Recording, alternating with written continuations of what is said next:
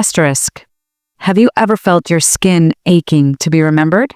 Like every inch of you was screaming for touch, for warmth, for someone to look at you like you were still alive. I did. For years, I lived in a house full of silence, under a roof heavy with cold smiles and forgotten kisses. My husband, Marcus, was once the man who lit up my universe. Now he barely noticed when I wore a new dress or when my hands trembled as I reached for him at night. So when another man's hand brushed mine, slow, deliberate, dangerous, I didn't pull away. I let him. I let his fingertips map the hunger my own husband had forgotten. The first kiss wasn't soft. It was urgent, messy, filled with years of loneliness bleeding out of my skin. When he pressed me against the wall, when his hands traveled across the places I had learned to hide, I didn't resist. I felt my heart pound, not from fear, from life. For the first time in forever, I wasn't invisible. I wasn't silent. I was alive, breathless, reckless, beautifully, terribly, heartbreakingly alive. Asterisk. Asterisk, it wasn't planned. It never is. When hearts slip through the cracks you thought you had sealed shut. I met Daniel one afternoon at the little bookstore on Pine Street, an old place with wooden shelves that smelled of forgotten pages and lost promises. I was thumbing through a worn-out poetry collection, pretending to search for something profound, when his voice cut through the quiet. "You have good taste," he said, smiling at the worn cover in my hands. I laughed, a real laugh, the kind that felt like it had dust on it from years of disuse. "Or maybe just desperate taste," I replied. Daniel chuckled, the sound warm and effortless. Sometimes desperation finds better poetry than hope ever could. And just like that, something inside me stirred, a flicker I hadn't felt in years. No grand gestures, no stolen glances, just being seen, heard. We talked about books, about old songs, about rain and dreams that no longer made it to the dinner table conversations. It was simple, harmless. I told myself that over and over, harmless. But as the evening light spilled golden across the cracked floorboards, I found myself lingering, longer than I should have, watching the way his eyes crinkled when he smiled, feeling the way his words brushed against the empty places inside me, places Marcus hadn't touched in so long I'd forgotten they existed. No, I hadn't crossed any lines. Not yet. But there it was, the warmth I'd been aching for. The dangerous, beautiful warmth that had the power to awaken a heart that had almost forgotten how to beat. Asterisk. Asterisk. I told myself it would stay innocent. Just coffee, just laughter, just a slice of something forgotten and safe. But life, I have learned, is made of slippery promises we make to ourselves at midnight and break by morning. The third time we met, it was raining again. Seattle has a way of wrapping the world in gray softness, making wrong things feel almost poetic. Daniel had insisted on walking me to my car. Umbrella tilted awkwardly between us, and when I fumbled for my keys with shivering fingers, he reached out instinctively, steadying me, grounding me. Our eyes met in that slow, breathless moment. No words, just a silent confession between two souls who knew better and didn't care. When he kissed me, it wasn't fire and madness like the movies promised. It was something achingly tender, a gentle reminder that I was still wanted, still seen, still alive. I didn't pull away. God help me, I leaned in, so hungry for the feeling I had almost forgotten was mine to claim. Later, sitting in my car with the rain tapping its lonely song on the roof, I didn't cry.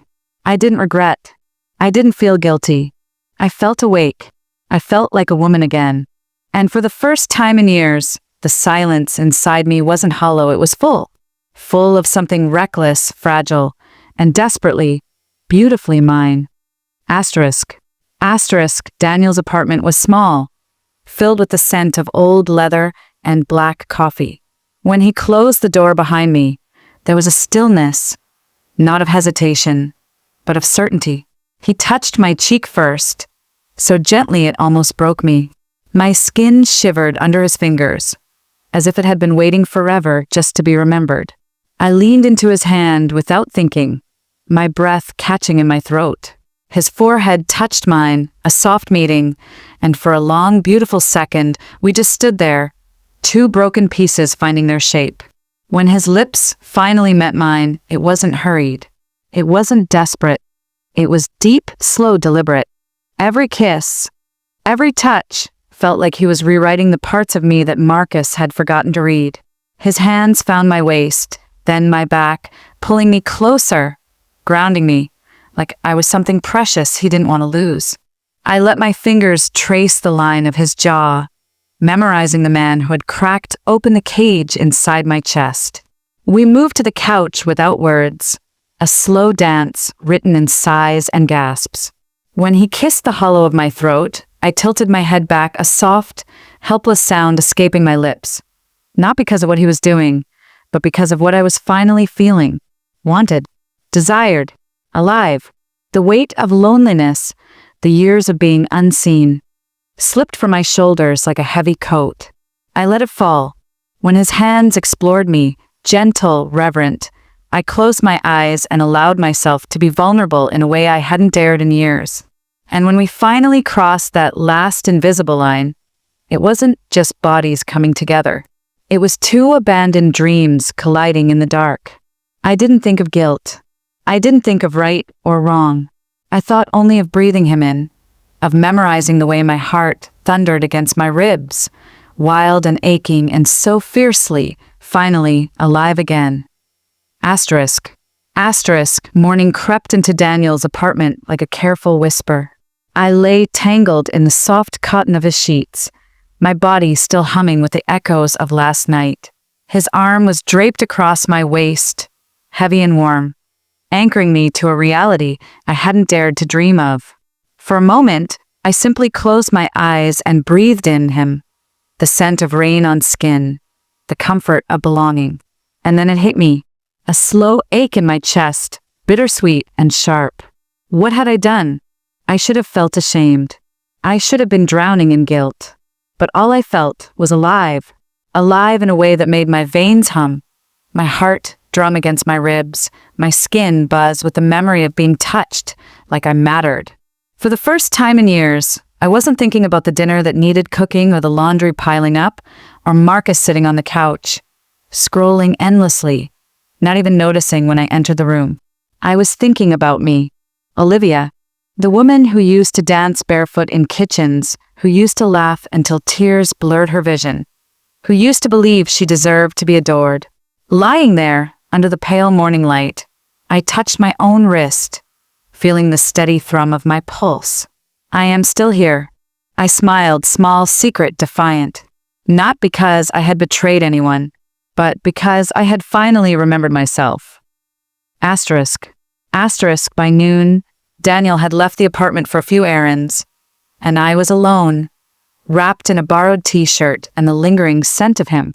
Curiosity is a dangerous thing. It tiptoes in, innocent and small, until it cracks open doors you didn't mean to touch. I wandered the living room, trailing my fingers along old books, framed photos, half-finished sketches. It all felt too quiet, too careful, and then I saw it. A small drawer under the coffee table, slightly ajar. Something, a whisper of instinct, pulled me closer. Inside were letters. Old, crumpled, some torn at the edges. Not addressed to Daniel, but written by him. All to different women, different names, different handwriting styles replying to him. Different promises of forever. I sat back hard against the couch, my stomach knotting. Was I just another chapter in a book he had written 100 times before? Another lonely woman he had seen, touched, filled with hope, and then left to gather dust? The room seemed colder now. The memories of last night, so warm and golden, started to flicker at the edges like a candle fighting a gust of wind. I closed the drawer, quietly, my hands trembling. When Daniel returned, smiling with coffee and pastries, I smiled back. But something inside me had already begun to change. A seed of doubt had been planted, and I knew, deep down, that no matter how sweet the lie tasted, the truth was coming, fast, and unstoppable. Asterisk. That evening, Daniel was different. More urgent. More possessive. He pulled me into his arms the moment he stepped through the door, his mouth finding mine hungrily, his hand slipping beneath the hem of my borrowed shirt. At first, I let myself fall into the heat, the touch, the promise of forgetting. He laid me down on the couch, his fingers tracing burning trails across my skin, his body pressed into mine, seeking the same fire from the night before. But something inside me was silent. I kissed him back, but my mind wandered. I felt his hands, but my heart stayed still. I waited for the rush, the dizzy, aching sweetness of being wanted. It didn't come. Instead, there was a hollowness, a quiet, terrible emptiness that no amount of kisses could fill. I stared up at the ceiling as he moved above me, his breath hot against my neck, and I realized, it's already gone. The spark, the wild heartbeat, the taste of freedom. All of it dead in just one day. And in that terrible silence inside me, a different face rose from the shadows.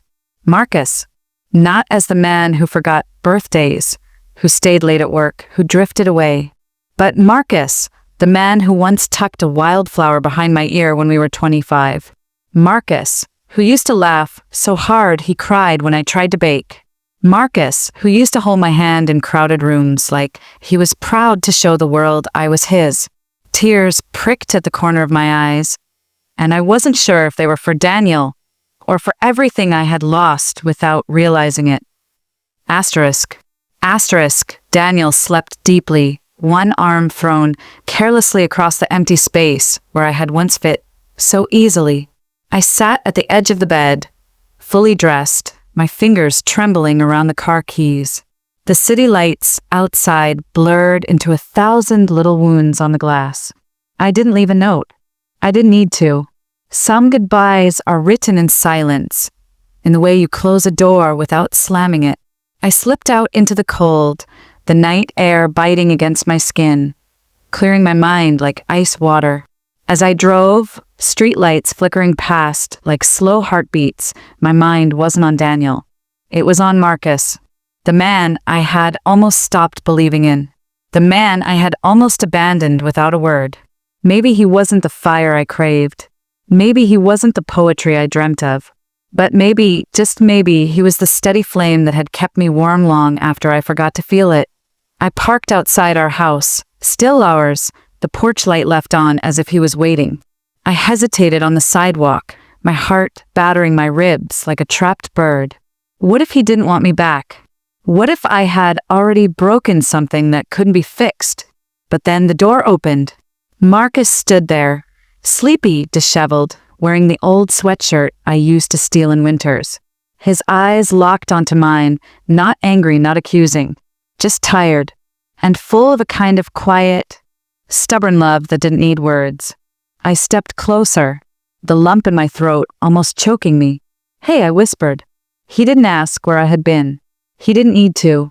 He just opened his arms, slow, unsure, and waited. And when I broke into tears and fell against him, he held me like he always had, like I was worth waiting for, like home. Asterisk.